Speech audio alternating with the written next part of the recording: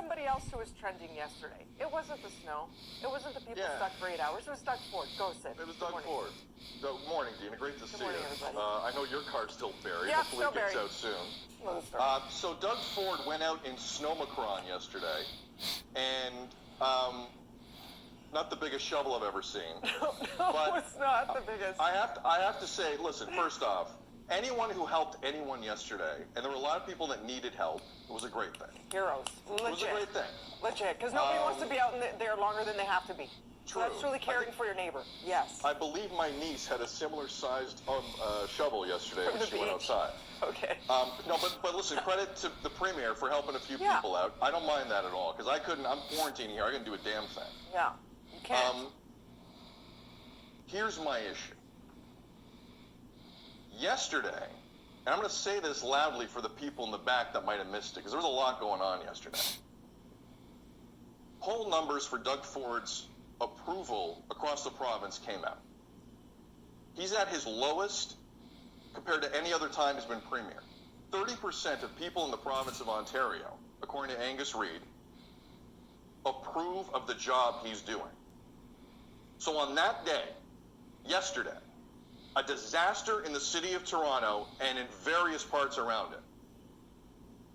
Doug Ford went out in a car and called a TV station live and FaceTimed while driving in a snowstorm. That's not only dangerous, but I find it ironic considering for months he would avoid questions from the media because he wasn't tech savvy enough and couldn't go on Zoom.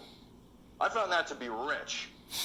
Then there's videos circulating all over social media yesterday of complete strangers with no mask getting in the Premier's car. Did they need help? Yes, they did.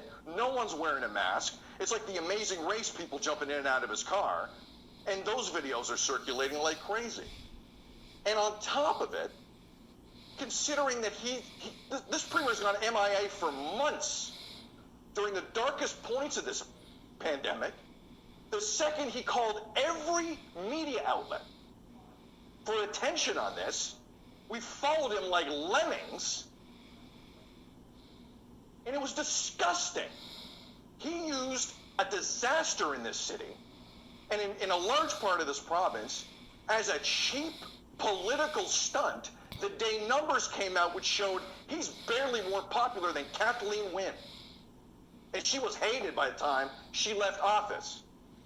I'm offended that he used that for a political stunt. I'm offended that colleagues of mine in this business didn't have enough sense and followed him along for the ride when he barely wants to talk to any of us in the media and then wants attention that day. And I really hope people paid attention to that. I was born, but not yesterday. I know exactly what that was on a day where people needed legit help, and he used it as a photo op.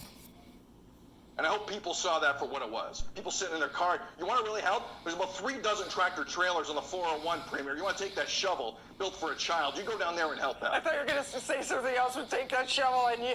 Hello! I'm going to tell you this, Sid. Hashtag Canadian Media Failed was also trending yesterday because they were shaming all of us for not saying what you just did.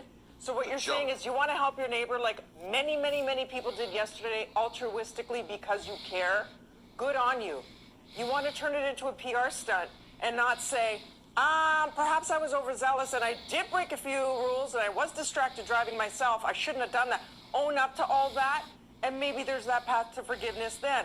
But just the shutout of it all, and let's just carry on and only praise when anybody else would have been in big trouble, fined, et cetera, in a pandemic no less. Like you said, sitting in a car cheek to cheek, sending out an IG reel. Maybe we all got to check ourselves a little bit. And yes, send your love to Ed Sixero, if I could say your name. Thank you for taking the words right out of my mouth and saying what a lot of people, including myself, are feeling right now. I've said it many times before, and I'll say it many times again. Doug Ford has got to go. Vote for Kathleen Wynne of the NDP. And shame on anyone who was stupid enough to vote in Doug Ford in 2018.